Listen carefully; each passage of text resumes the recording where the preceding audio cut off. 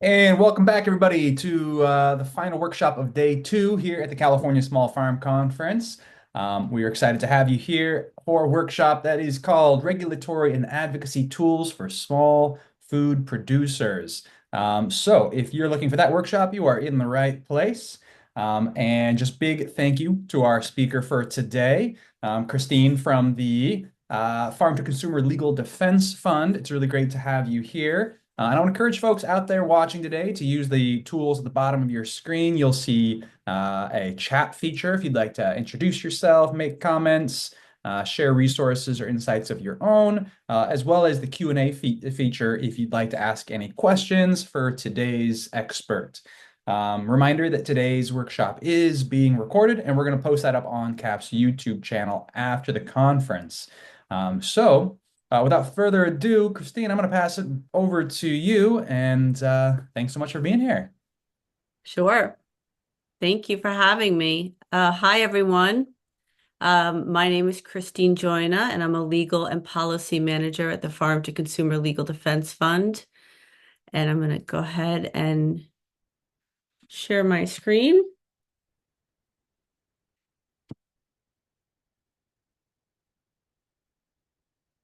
Okay, should be good now.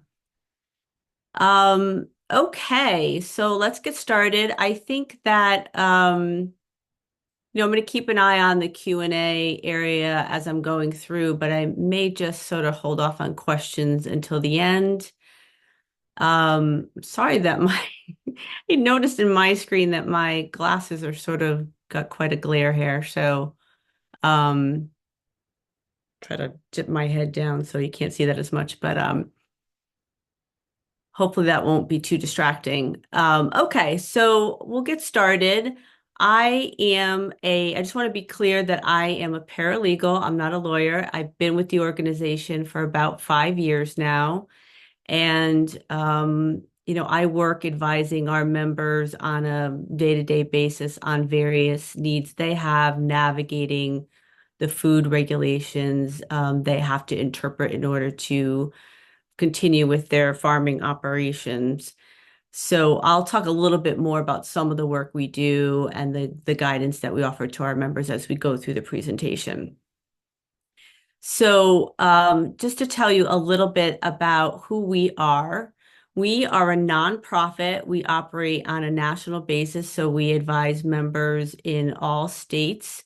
And our members generally are farmers, cottage food makers, homesteaders, just all kinds of food producers, people who work in the artisan space.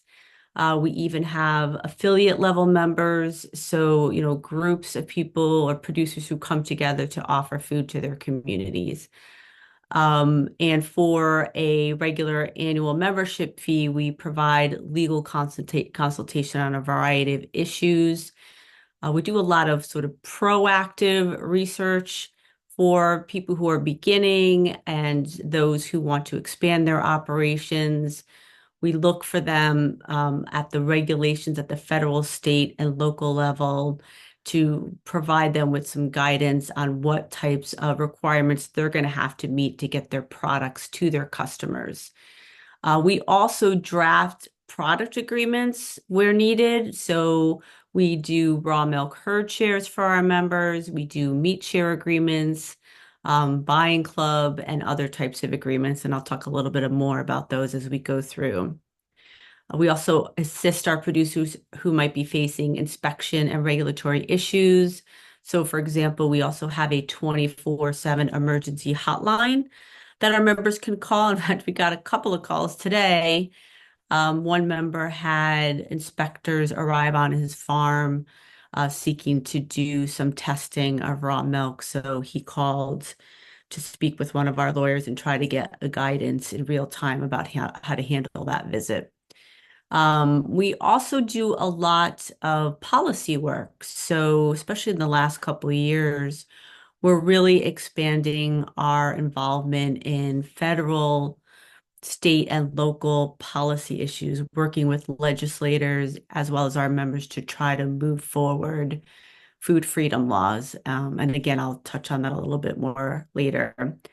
We also do a lot of educational work. So we actually just had a webinar a public-facing webinar last week that addressed land access issues. And that's not entirely in our wheelhouse, but we have partner groups that we work with, and one of our partner organizations, Farm Aid, invited someone that they partner with to come and speak to us and our audience on land access issues. So we do a lot of that kind of work as well. And of course, speaking at conferences like this all over the country is also a big part of the work that we do.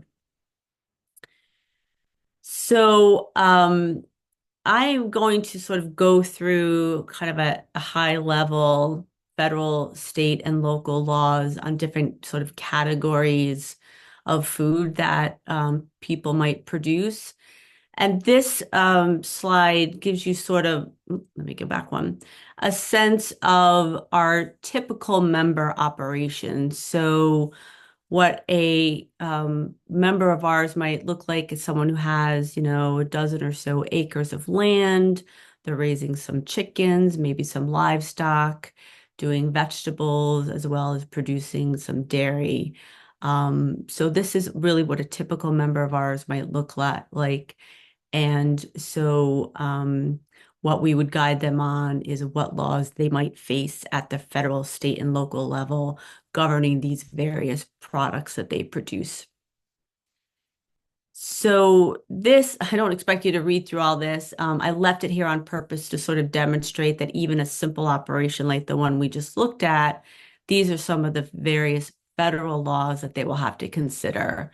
And so, anyone who might be doing eggs or raw milk, poultry, meat, you really have to start at the federal level and look at what those laws say about each of these types of foods that you might produce. So it's really the federal level sort of sets the playing field, what is allowed, what isn't allowed, and then states can further layer on additional requirements. I mean, they generally cannot be more lenient than the federal government, but they can be more strict. And so for each of these categories, it looks very different state to state to state. And so that's where we come in, and no matter where our members are based, we will tell them what the federal law says, but then when we go right into what their state law says and how they govern the production of each of these categories of foods. So, but it's very important not to forget the state and local. I mean, federal, like I said, is the overarching law that we look at. But we help our members deal with, so for poultry processing, for example, we'll look at what the federal laws say about that. Then we'll look at if it's Alabama, what does Alabama say about how you can produce poultry on your farm in that state. But then we also tell people it's really important to look at the hyper local rules as well. Sometimes people focus so much on the federal and state laws for the type of product they want to produce and sell, and don't spend as much time looking at zoning, local ordinances, what the health department for your county might say. And I have found in my years at this organization that sometimes the really hyper local stuff trips people up more than anything else. They'll spend a lot of time making sure that the regulations put out by the Department of Ag are met, and that they have to get any licenses. They get those and they buy equipment, they get everything lined up, and then they find out that perhaps their local town won't allow them to sell their products from their farm, set up a store on your farm, and create sort of that commercial business on your farm. And so suddenly their plans are put into disarray. So I sometimes advise people it's probably a good idea to start local first and really understand, what your town or county allows. Zoning rules touch on everything from, what district are you zoned for and what kinds of business operations are allowed. How many buildings can you have on your farm for different agricultural needs? Is there a limit on the number of animals per acre that you can have and raise? Can you have a farm stand? Can you have a farm store? So these are really important questions to ask and to know up front before you really start to dig too deep into your planning and spending money, because you don't want to find out later that some of these things are not allowed and your goals are all thrown into disarray. So these are kind of the high level areas I want to cover in this presentation. So we're going to go through each one of these. I'm going to talk a little bit about what the federal law says. And since this event is based in California, I realize that maybe not every attendee is in California, but most are. I'll sort of touch a little bit on what California law says about each of these. So to start, meat processing.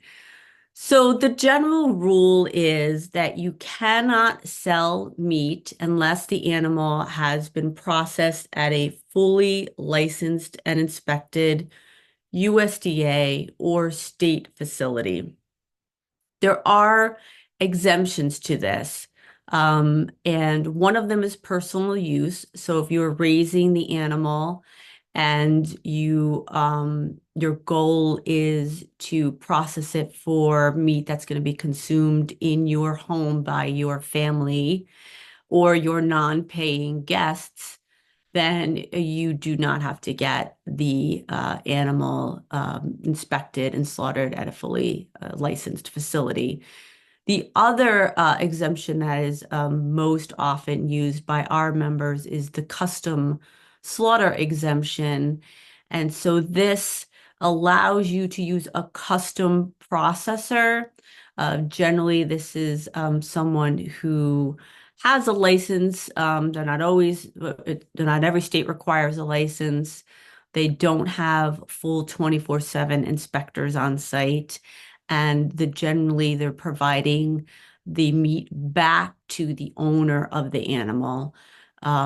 So it can't be sold, but it can be given back to the owner. So this is often where meat share agreements come into play, where we prepare for our members who want to use a custom processor agreements that permit them to sell uh, portions of the animals to their customers and then have the animal processed on behalf of their customer.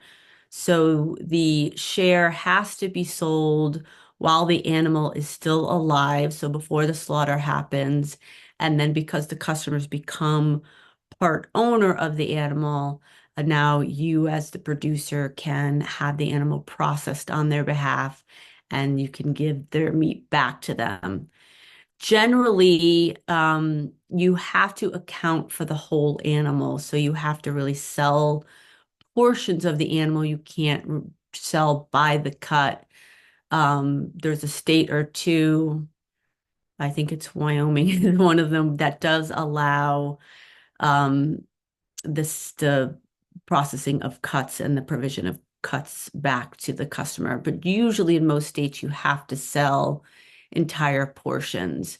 Um, so in California, there's no limit on the number of owners. So this is kind of important because it just means that you can process, most people will process animals in quarter portions. Um, and sometimes that is set by state law. So state law might say you can only have 4 animals. So that's why you're only processing the animal into 4 portions that will go out to each of those 4 animals. Other states like California do not have a limit on the number of owners. So you could have, 4, 6, 8, or more owners that you're dividing that animal between. The tricky part, though, is a lot of custom processors don't necessarily want to process smaller than quarter portions because for them it's more paperwork and it's a little bit of a hassle. So, we tell our members if you're able to find a custom processor who is willing to do that, then great. But generally, you'll kind of be stuck with quarter portions in many cases. Um, Now, I think in California, technically custom slaughter is not allowed. However, mobile slaughter operators can process livestock on the owner's premises or on the producer's premises. So we have worked in the past with California members who are trying to get these approved mobile slaughter operators or operations, to come out to their property and process animals on behalf of owners. So next, I think we'll cover poultry. So generally at the federal level, there are two exemptions from inspection at the 1,000 bird level and the 20,000 bird level. So operators who have up to 1,000 birds or up to 20,000 birds can raise and process birds on their property and then sell direct to customers. States can then choose to adopt one of those exemptions, both of them, neither. Some states have modified exemptions where they might have 1,000 bird exemption and a 10,000 bird exemption as opposed to the 20,000 bird exemption.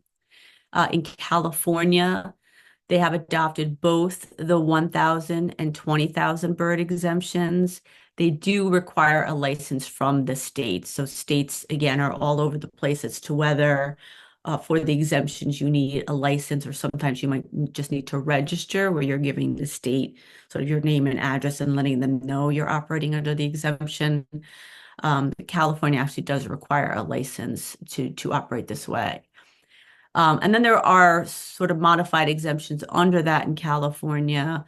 There's the 1,000 bird exemption where slaughter is being done by the family only. And under this exemption, open air processing is allowed, meaning you don't need to build a brick and mortar four-sided facility and do all your processing inside that facility.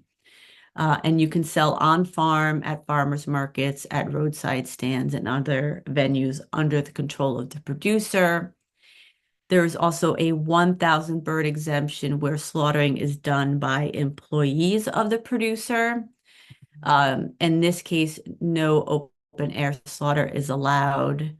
And while the state does not require a permit for this, the county might.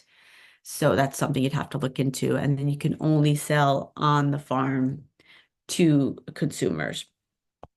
And then there is also the 20,000 bird exemption in California where no open air processing is allowed. And you have to register with the Department of Ag. And you can sell direct to consumers, but also to different institutions, retail stores, and other distributors.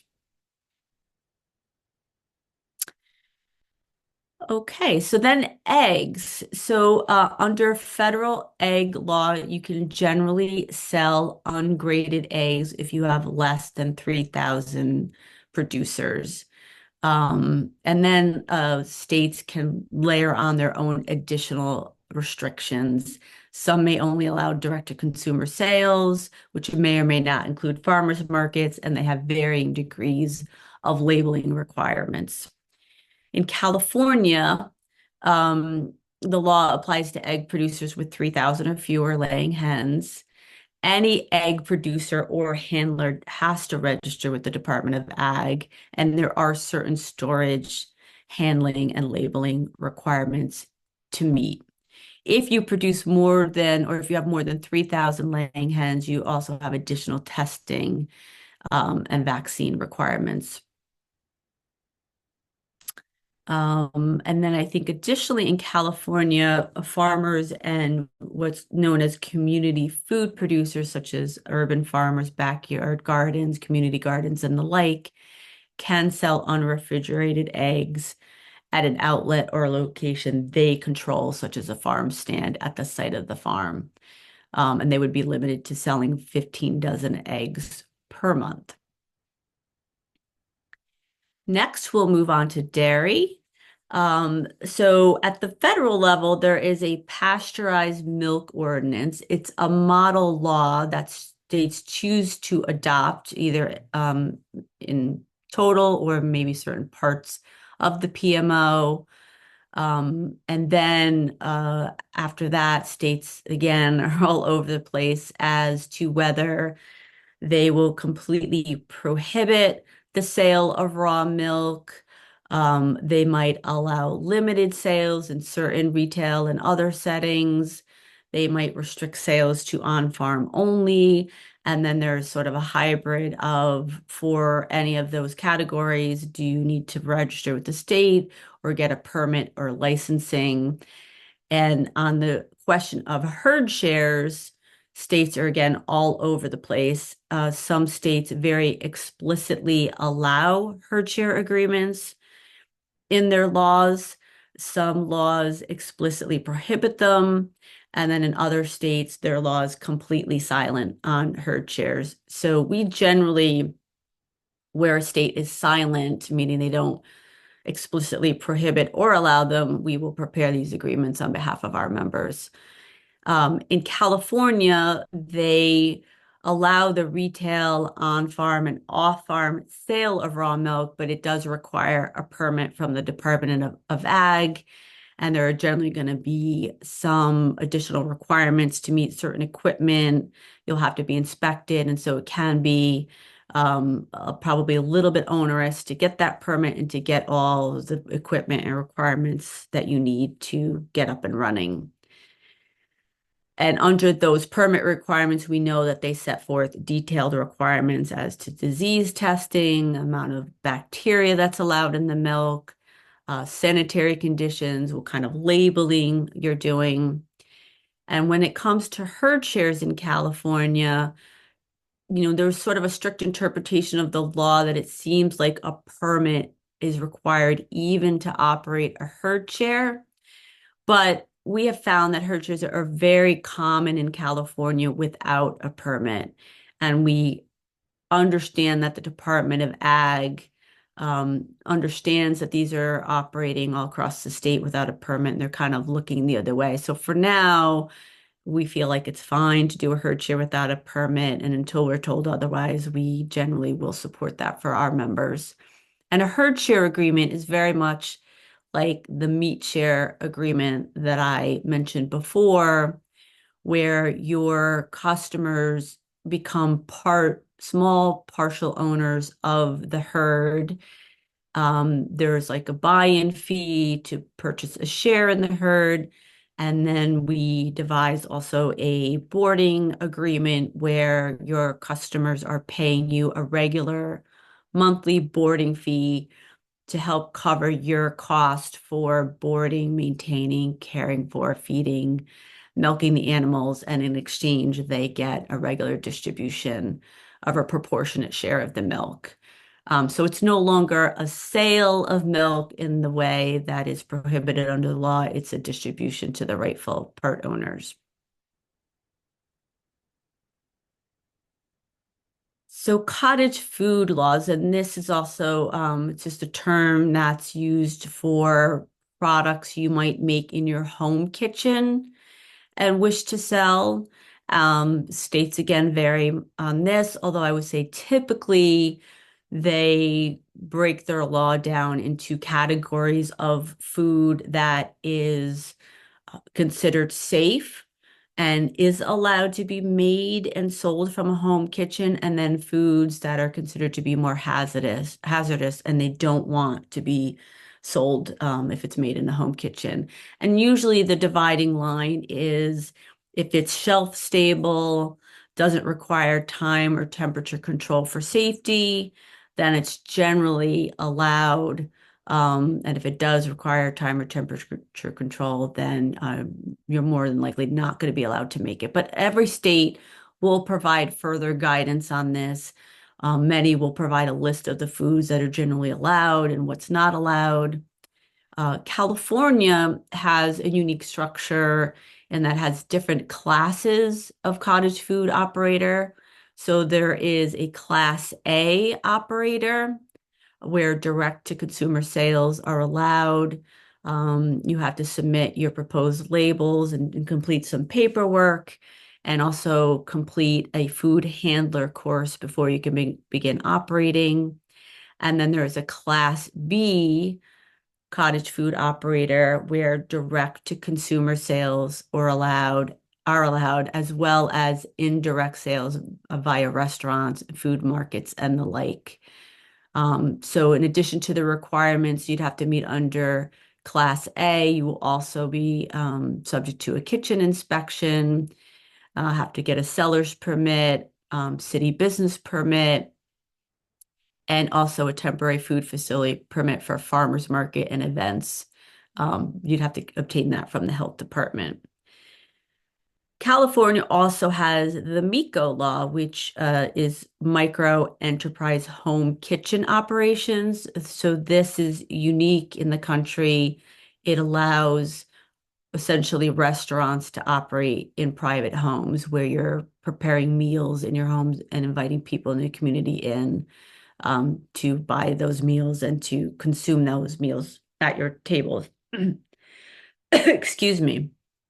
So in the state, these laws are sort of passing, the state has given each county and city the discretion to determine for themselves if they want to have MICOs in their communities and if they want to pass laws to that effect. So we do see that they are passing in different cities and counties across the state.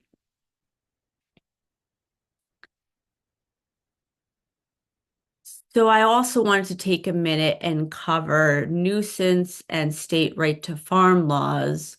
So right to farm laws seek to protect farmers and food producers from nuisance actions related to odors and noise that might come from your animals on your farm.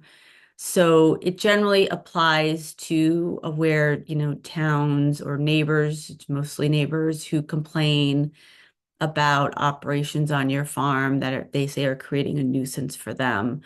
So if it's something that's sort of inherent to farming and agriculture, your pigs giving off an odor or chickens or other animals that create noises are inherent to farming. And so these kinds of nuisances uh, complaints you're protected from under the right to farm laws. So, um, generally in California, I understand that in order to receive the protections, you have to have had your farm in operation at least 3 years and use generally accepted agricultural practices. And the alleged nuisance actions can't be, or practices can't be the result of your negligence. So we have seen these used successfully across the country. We get calls regularly from our members who are being really harassed by their neighbors over different nuisance claims. We will see a lot of times too, I should mention, where livestock guard dogs are the subject of these type of claims. And because they, obviously can bark a lot, neighbors get upset. Obviously, they're barking because that's part of their job to make noise when they see predators. And so we will successfully often use these right to farm laws to push back against those claims. And again, they do vary a little bit state to state. Some of the laws will have additional requirements. That your farm had to have been in operation for quite some time, like in California, or that your neighbor had to have moved in or bought their property, after your farm was well established. So they can't claim that they didn't know about the farm. Obviously, the farm was in place when they bought their property, and so they should have known that these kinds of noises and odors and other potential nuisances were possible. And then I want to take a minute to talk about the Food Safety Modernization Act. So this is a federal law that was implemented a couple years ago in an effort to really track foodborne illnesses created by foods. So it's a way of sort of having people do more regular record keeping so that the source of the food can be found if there's contamination. So, I mean, it's really mostly focused on produce. There are some other categories. for certain cheeses or nut butters, eggs, and fish. Um, some foods also that are rarely consumed raw, such as asparagus, may also be exempted from the requirements. And there are some requirements are listed, I'm sorry, some exemptions are listed here on the screen. And we have found that generally our members fall under these exemptions. So we have not really had a lot of interaction with dealing with FSMA, but I did want to mention it because, especially in California, which is produce heavy, there may be people on this call who fall outside of these exemptions or have dealt with this law and may be subject to it in the future if their operations continue to grow. So I just wanted to point that out. I also want to take a minute to talk about policy. I mentioned this in the beginning that we do a lot of policy work. Some of the things that we're working on at the federal level currently include the Prime Act, which seeks to adjust the meat processing laws to open up custom processing for greater sales avenues. So as I mentioned before, currently, if you have your animal processed via a custom processor, you're limited to giving the meat back to the owner of the animal to whom you sold a portion of the animal before slaughter. But what the Prime Act seeks to do is to allow the sale of meat that's processed at a custom facility throughout the state. So, this is partly a reaction to the last few years, especially after COVID. We saw that lots of USDA and state fully inspected and licensed facilities had closed. And so it was becoming much more difficult for small producers to get access to a processor. We hear from our members all the time, especially right after COVID, that some of these facilities are many hours away and they do not want to transport their animals because obviously that causes a lot of stress and it can degrade the meat product, or that it was taking them months and up to a year or more to get an appointment at a federal or state facility to get their animal slaughtered. So this would allow custom processors, which are much easier to find at local levels, to process animals and allow that meat to be sold within state lines. So we're hoping, again, to push this forward this year. It's become part of the Farm Bill, and we're really working hard with legislators to try to get this pushed through. The next one is the Local Act. This is also relates to meat processing, and we've been working pretty closely with a couple of organizations, Rural Vermont in the Northeast, the National Family Farm Coalition, as well as FARFA in Texas, the Food and Ranch Freedom Association, to codify allowances for on-farm slaughter on behalf of owners. So currently, there's reliance on USDA guidance document to permit the on-farm slaughter on behalf of owners, not just the producer of the animal. So the way that it's currently stated is that it's okay to process animals on behalf of producers, but USDA guidance document says that processing can be done on farm also on behalf of owners of the animal. And we are just seeking to codify that in the law so it's no longer just a part of guidance by the USDA, but officially a part of the law, and will preserve those on-farm slaughter rights for producers and owners of the animals. RFID is shorthand for the animal air tag effort. That has been something that came up again last year. There have been a couple of attempts at the federal level to get a movement towards electronic air tags for livestock moving between state lines. And we're against this because generally it's can be very costly for small local producers to, stand up all these requirements to get the equipment in order to install these air tags. And it's just not as onerous for the large industrial producers of meat. Really hurts the small producer. And although the stated goals is to try and to head off disease in herds, it really doesn't, there's no good evidence to show that it meets those goals. So we're really trying to push back. There was a comment period, I think late last year. And so for now, we're just waiting to see what happens next with this effort. But these are all things that, people on this call should really keep an eye on.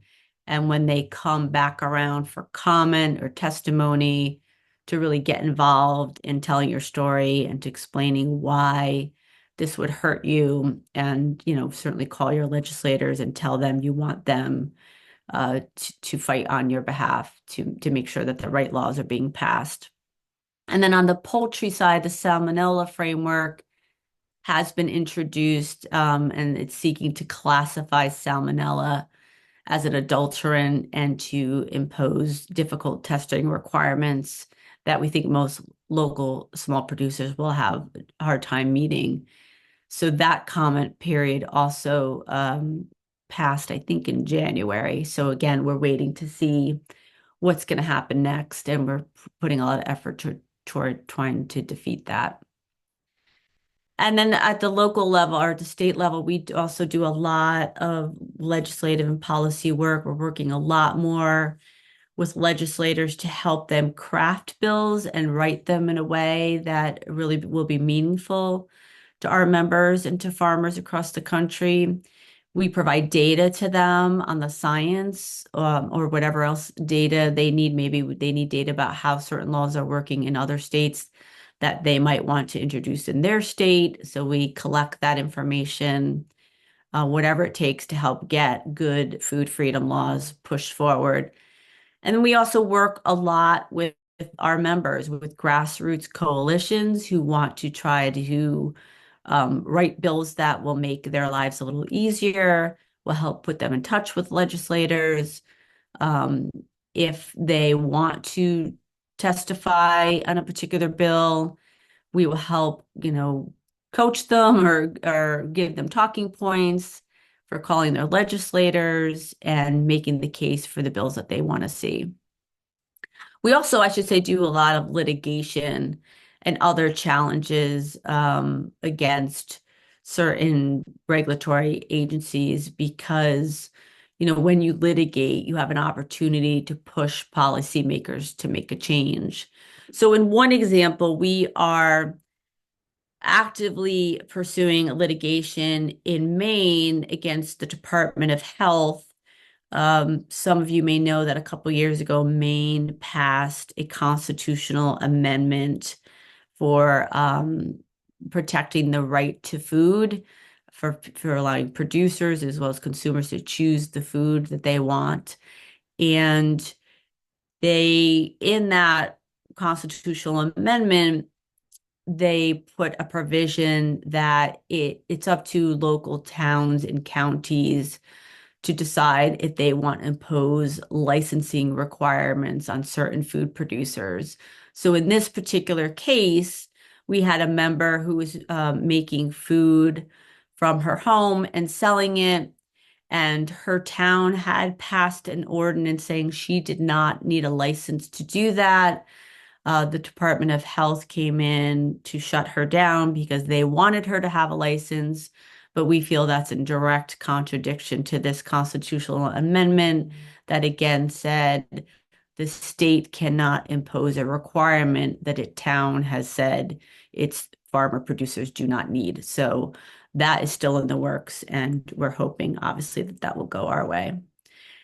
And I just wanted to mention a couple of things in California. I mean, we're still watching California closely. The legislative session is open. The last day for bills to be introduced was a couple of days ago. So I think we'll see whether there's some things that are tied to our mission that we would like to monitor and help support in the coming days and weeks as we look at what's potentially been introduced in California. And it's the time of year when most states, their legislative sessions are open, so it's really pretty active right now. And we are just put out on our website a policy primer to try to guide people on how they can get more involved in these types of legislative efforts.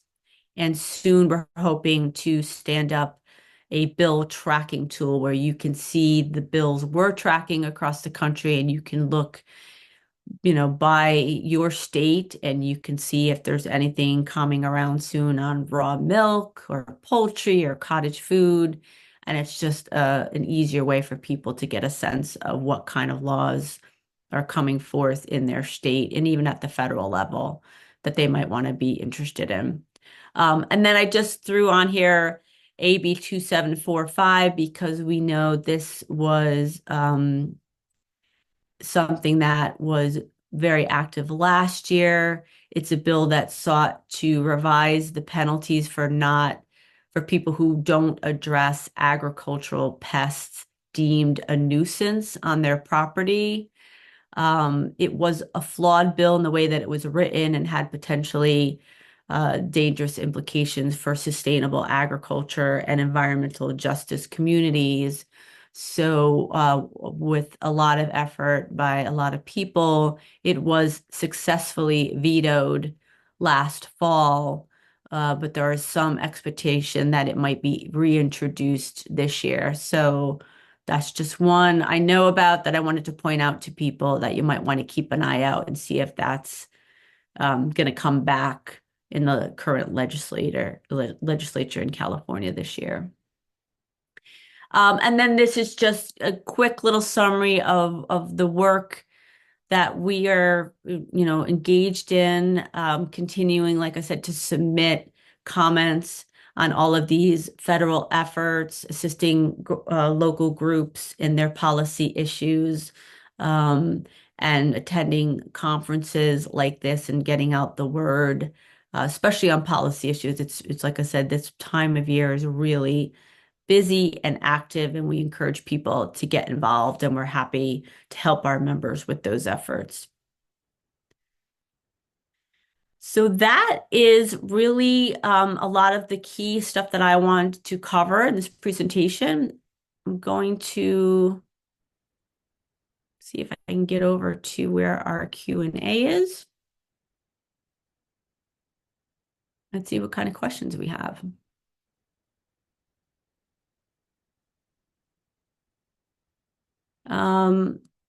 I don't think I see any questions. I don't know, Evan, if you see anything. I see one in the chat. What about the urban law stuff? Is there something in particular, Ben, that you were interested in knowing?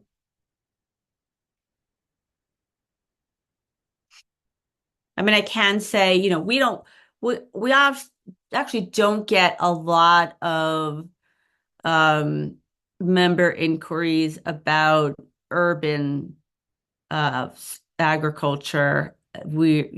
For some reason, I mean, we've done a couple of presentations. I think we did a webinar last year, or maybe it was 2 years ago, that focused on this. But that's something we definitely could do. It's really looking at the hyper local laws and the ordinances to see what they allow and don't allow. So you'll get a lot of good data from your town's ordinances about what kind of agriculture is allowed in urban settings. And so, you want to certainly look at your zoning district, how your particular property where you're considering doing maybe community gardens is zoned and what those allowances are. And then there probably will be separate ordinances that specifically address urban agriculture, community gardens, and the like. And what maybe there might be size requirements of what you're allowed to grow, if you can have some sort of farm stand at that site. I see a question about produce in California. let's say I begin to grow veg and fruit, can I just start to sell it as long as it is on my CPC? I'm not sure what CPC stands for, but um, again, I think that it's really important to look at your local rules. Again, go to your zoning ordinance. If you know what district your property is located in, you will find I've seen in every ordinance, zoning ordinance that I've looked at, so I think this is pretty standard across the board. You will probably be able to pull up a chart that will break down for each zoning district, whether it is an agricultural zone or residential or commercial or business, what kind of activities exactly are allowed. Obviously, in the agricultural zone, they're the most permissive for food producers, and there will be specific guidance on for vegetable and fruits, I think there's generally very little restriction. It's the selling part that you really want to look at in those ordinances, because those will tell you whether you can set up a farm stand on your property, and if you wanted an actual farm store, is that allowed? Sometimes you'll be required to set up off-street parking so that you're not interfering too much with your neighbors. And there might be additional requirements as far as setbacks. So if you could have a farm stand, does it need to be a certain number of feet or yards away from the property line or from your neighbor's property? So I would say on the selling from your farm, you're really going to need to look at those very local ordinances and zoning regulations. Um, I do not. I see there's a question here about country of origin labeling laws on meat at the federal level. I have not been engaged in those rules directly. It's something that I could, look into and get an answer for you on, but I'm not able to answer that question sitting here today. And if you needed to reach out to me, my email address is christine@farmtoconsumer.org. So if you look at this on the screen, just please replace the www with Christine, and you'll reach out to me. Um, sorry, I didn't mean to move off that page. California allows urban agriculture incentive zones. LA allows them, but the law isn't much used. Do you have any idea whether this concept is successful elsewhere? I do not, Cindy. I have not seen this in other areas. So perhaps with a little bit of research, we can dig up that data for you, whether those exist elsewhere or how they're used and how successful they are. I see that Ben has followed up. Does RR5 in the county come under urban or rural? Um, I don't know what RR5, usually R in any zoning regulations that I've looked up stands for residential. So I don't think it probably doesn't stand for, oh, it's rural residential. Yeah, I mean, again, every zoning set of zoning rules defines these districts differently. So there's likely not a one size fits all in California. You'll have to look at your county or town's zoning regulations to see exactly how they define RR5 and what's allowed. Um, yeah, Ben, I think that when we're in a webinar in Zoom, it generally does not allow participant audio. We'd have to open that up.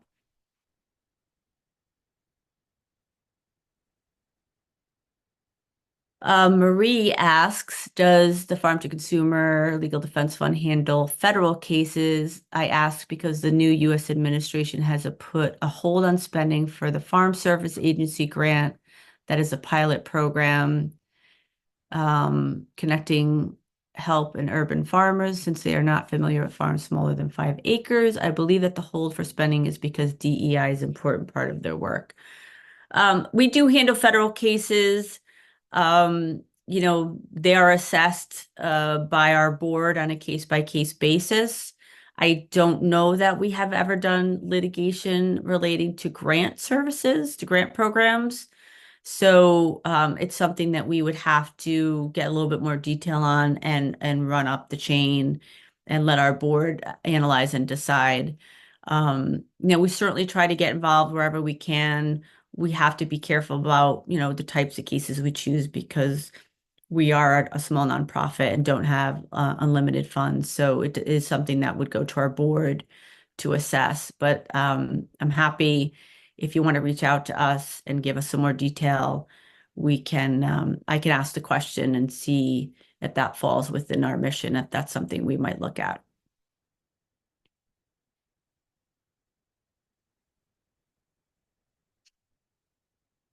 I don't see any other questions or comments.